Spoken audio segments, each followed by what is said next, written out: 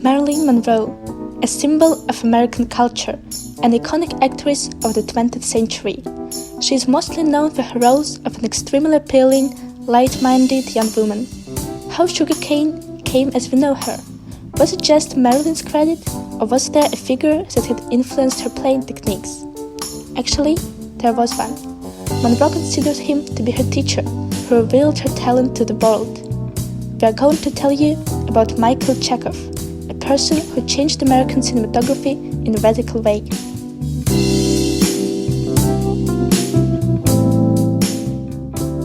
Moscow, 1912. Michael Chekhov, a nephew of a playwright Anton Chekhov, arrives into the city from his hometown St. Petersburg by invitation of Konstantin Stanislavski. He is going to spend the next 16 years playing in the Moscow Art Theatre, a theatre with a fundamentally new concept, where actors work according to the Stanislavski system, plunging themselves deeply into the roles and working on their acting techniques. In 1928, Michael Chekhov decides to leave Russia as a result of the political situation in the country. He spends time in Europe performing on stage. In 1939, he finally moves to the USA, and that is when creative cooperation with American actors begins. The Hollywood production of the 30s is considered to have been aimed at a mass audience. Movies were shot in a few months and actors had settled roles.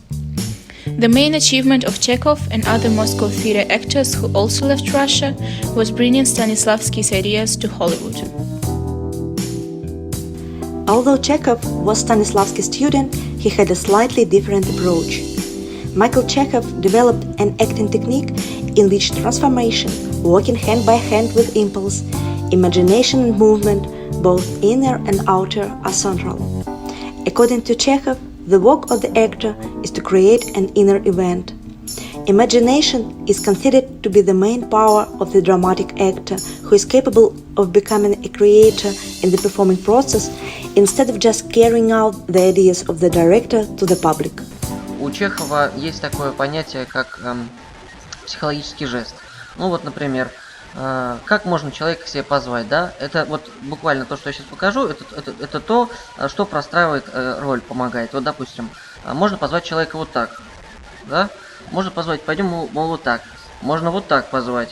То есть 3 разных жеста, да, 3 разных реакции. А можно как-нибудь там вот так позвать. То есть и все это уже дает какой-то объем, да. Chekhov shared his knowledge and experience in the book to the actor. Here is the first edition published in 1953. Namely, this book can be seen in this photo of Marilyn.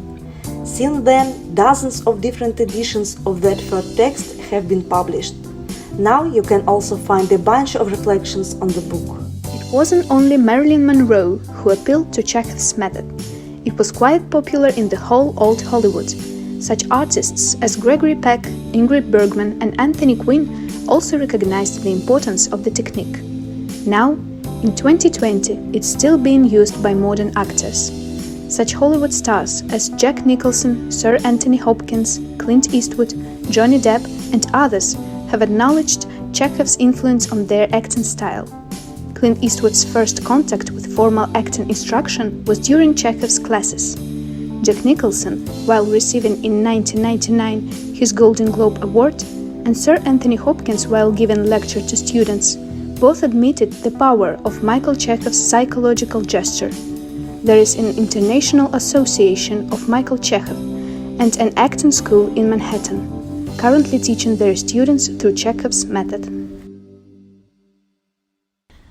So, this is a story about the idea migrating from one culture to another.